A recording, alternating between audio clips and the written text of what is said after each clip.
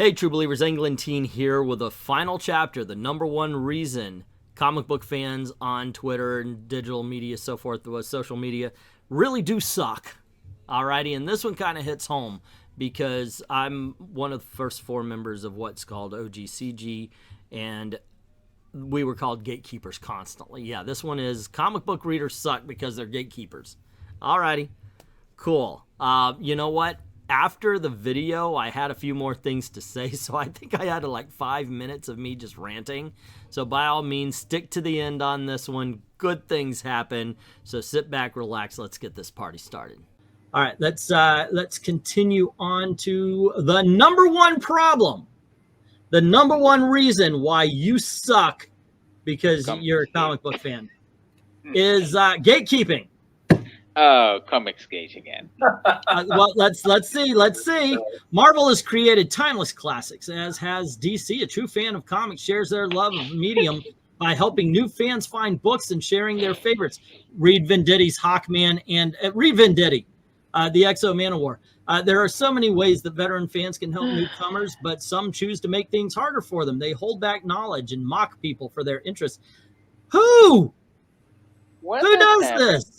I didn't know that Power Man had a female version. Right. Because I only see the Power Man in DC right now. Comic fandom. We should have had more gatekeeping. Comic fandom used to be rife with this sort of behavior. Store owners would roast potential new customers when they came in, and veterans would mock kids for making mistakes about defunct comic continuities.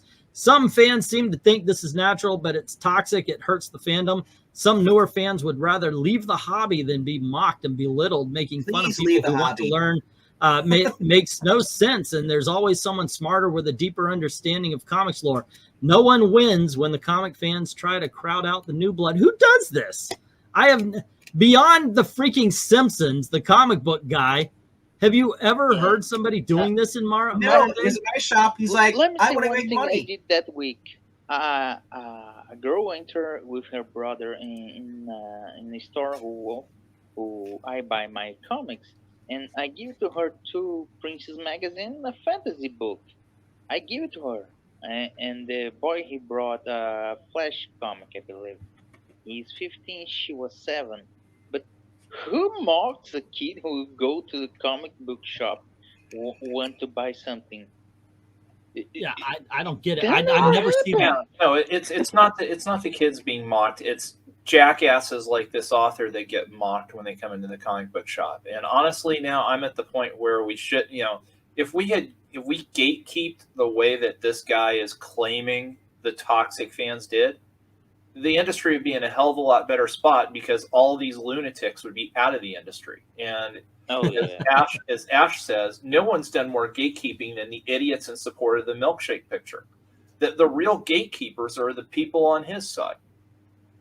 Because they're the ones, again, as I said before when he talked about toxic fans, they're the ones that have gotten people, kicked out of gigs, kicked out of conventions, forced to grovel and apologize, has done the whisper campaigns and the shadow campaigns, and all of that stuff has come from their side. They're the ones that should have been kicked out of the industry. Now, I'm not going to lie and say that this has never happened because this happened to me when I was a kid. The comic book guy in Simpsons was based around some real freaking people. I knew people. Yeah, I've been into comic shops where the owner just seems like you're bothering them by being there. I have been in there, and I have been in one. I told the story when I needed, I think it was 400. It was Thor number 400. I didn't get it at the comic shop I go to, so I was going around, and this guy, like, going, do you have Thor 400? He goes, I think I have one left, so I'm going to have to charge you a little more. So instead of whatever the price is, he charged me $1 more. I forgot what the cover price was. Excuse me. It's been 40 years. But he turns around and he opens this box, and I see he's got multiple copies of it. Well, yeah, he's got one left for you, and then when you leave, and the next he's got one left for the next guy. Yeah.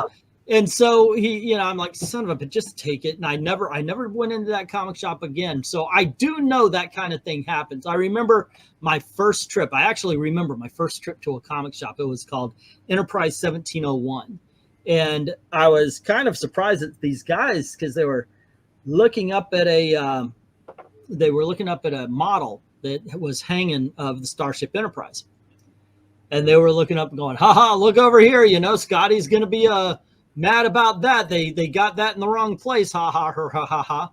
And I was listening because I was like, what are they talking about? I mean, I watch Star Trek freaking religiously, not just the TV show. But if you do not know that there was an animated series in the 1970s, dude, you need to go search for it. It is fucking amazing. But I was a big fan of it. And so I'm looking up and I'm listening to these guys. And then I go, yeah, I like Star Trek. And I will never forget. I've never forgotten the way they freaking looked at me. And then it was just like, go the fuck away. And okay, let me go over here. So, yeah, I think I was maybe 10 years old at the time, 11 tops. And there were people like that. Yeah, I mean, my first comic book shop was not a comic book shop. It was a place called the Book Swap. And first and foremost, it was a used bookstore. But for whatever reason, he realized, hey, you know, having comic books or whatever, you know, brought in the kids, and was the only place in town, you know, at that point, you know, as a comic book shop. And the guy, you know, was an old curmudgeon, you know, that owned the place. And I know damn well now he was not a comic book fan. He was not a baseball card fan. He did it because he could make money off of it. Yeah. And, you know, he always gave the kids a hard time. Always gave us the worst deals in terms of, selling baseball cards back and what have you. You know, again, it was the first time I learned about, you know, trade versus cash. Yeah. Where it was here, you sell this, I'll give you $5 in trade, or you can have $2 in cash. I have 3 shops that I go to in my area, and not one of them has ever been rude to a customer. They've gotten rude customers. Yeah. That's the opposite. I think this is an old worry. This gatekeeping thing, it's an old worry. Now, I do know that we used to call them fake geek girls, right? You remember that, fake geek girls? Yeah. But what that was referring to was booth babes. Companies would hire hot chicks, put them in the tightest outfits to talk to the nerds, because the nerds would go, oh, yeah, let me give you money, honey. And so they were fake geek girls. And I know that kind of spread into a little bit into, you don't know your shit. You're a fake geek girl. Also, the only gatekeeping or bullying is online and Twitter. If you're outside of social media, no one gives a shit what you buy. No one cares. Yeah. Yeah, and it's so it's not hurting anything. Alrighty, kids. I'm gonna give you one more note on this whole gatekeeping thing, which I don't even understand. If you want to read comics, go on ahead. A lot of times somebody might question you. Oh, you like this? Well, what about yada, yada, yada? It's a conversation. A lot of times I hear girls saying that, oh, we were always tested. We were always tested. Everyone is. You want to find out, well, I'm a fan of this. Are you a fan of this? How big of a fan are you of this? I'm the bigger fan. Ha, ha, ha. And some people just took it personally. Now, granted, in my day, a girl in a comic book shop was like a unicorn. A pretty girl in the comic book shop, you know. So it was very different. But we didn't gatekeep them. They decided to stay out. As a matter of fact, it was not looked upon fondly to be a geek of any kind. You didn't walk up with Star Wars and Marvel MCU references. So the whole gatekeeping thing is weird. I never understood. If you like it, read it. Don't give a fuck about what anybody else says. So it's kind of weird. Another thing I noticed, and this is, of course, having a channel that spoke about comics and started with the whole thing where we saw the characters being written poorly. And we would say, hey, you're writing these characters poorly.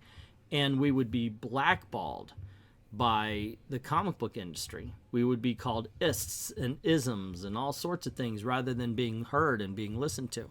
Now, granted, you always have your trolls on either side of the fence. But for the most part, that was what was happening. You know, I really truly believe you should steer into the character of the Falcon before you make him Captain America. It's not right for... Plus, anytime anybody's ever taken the mantle of Captain America, or anytime anybody's taken the mantle of Batman, it's only to prove that only Steve Rogers, only Bruce Wayne could be Batman or Captain America. And in this case, I'll be like, Falcon's been around for 60 years. He should be treated as his own character. He wouldn't want to wear his friend's clothes and go, I'm my friend now. He would want to be his own character, and for that I was called racist. Ironheart, put her in her own book. At the time, she was in Iron Man. Bring back Iron Man. They're in the movies. You're advertising these characters, and then people go into the comic shops curious about where all these movies began, and they're seeing a female Thor instead of the Thor they're seeing on screen. They're seeing a young girl as Iron Man instead of seeing Tony Stark that they see on screen, so forth and so on. And for that, once again, you hate women, they never actually would condescend to have a conversation. I mean, I had a share of a few tweets here and there. One editor for Marvel Comics, female editor, I don't know what her, it wasn't Heather Antos or anything like that, but I had a conversation. I said, well, they would say, you shouldn't have so many Wolverines, you shouldn't have so many Batman, you shouldn't have so many, and it was because they were diluting the brand. And then along the way, she said something along the lines of, well, we just want to show that any of you could be so-and-so. I said, then it doesn't matter who's in the costume. It just matters about the costume. So it doesn't matter the personality. And that's a big problem. That's actually a big problem with comics today. When you have 6 different Superman instead of one Superboy, one's John Kent or whatever, and they're all Superman, then what's being Superman really mean? It's that kind of thing. And if you bring this kind of stuff up with any kind of argument, they will shove all of it aside. They'll call you a nist, they'll call you an ism, and then they'll go about destroying the characters that we love. To me, that's gatekeeping.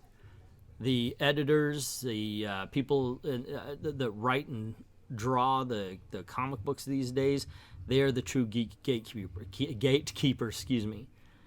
Stan Lee and Flo. I'm sorry, her name's. I'm sure somebody's going to come. I swear to gosh, I was about to say Florence Flo, and the last name was Henderson. No, Mrs. Brady is not keeping us out of comics, but Steinberg, I think, yes. They created a letters page, and they wanted to make sure that the readers were heard. And it seems, even though we've got the greatest communication between artist, writer, and fan, it really does seem that there is gatekeeping by the people who create these comics. They are not the wardens of these characters. As Mark Waid once said, or was it John Byrne, who said, first we must do no harm. You could come in, you could have your stories, but you have to leave Spider-Man. You have to leave the Fantastic Four. Nowadays, we're going to do what we want. We'll take a character that's had a girlfriend for 30 years. We're going to make him gay. If you say anything about it, you're homophobic. Doesn't matter if you care about the character and the relationships and so forth. For the last 30 years, Tim Drake's going to be gay from here on in. Instead of making an original character because they want to skip the line. They don't care. And what they say goes from now until the end of time. And if you say anything else about it, you're a nist, you're a phobe. And that, my friends, is gatekeeping. But that's just me. That's my opinion. What do you think? Let me know in the comments below. Don't forget to click like, share, subscribe, ring the notification bell if you haven't done it already. Also, if you don't mind helping out the channel, go on over to Ko-Fi, drop $1 in the tip jar there. This is the way I'm trying to make a living. And since my channel got blacklisted, what is the shadow banned? It's been more and more difficult. So please, by all means, go on over, drop $1 in the tip jar if you like my videos. And yeah, I'd like to thank everybody who's already done that. And to everyone, all of the true believers, thank you very, very much for watching. Have a good night.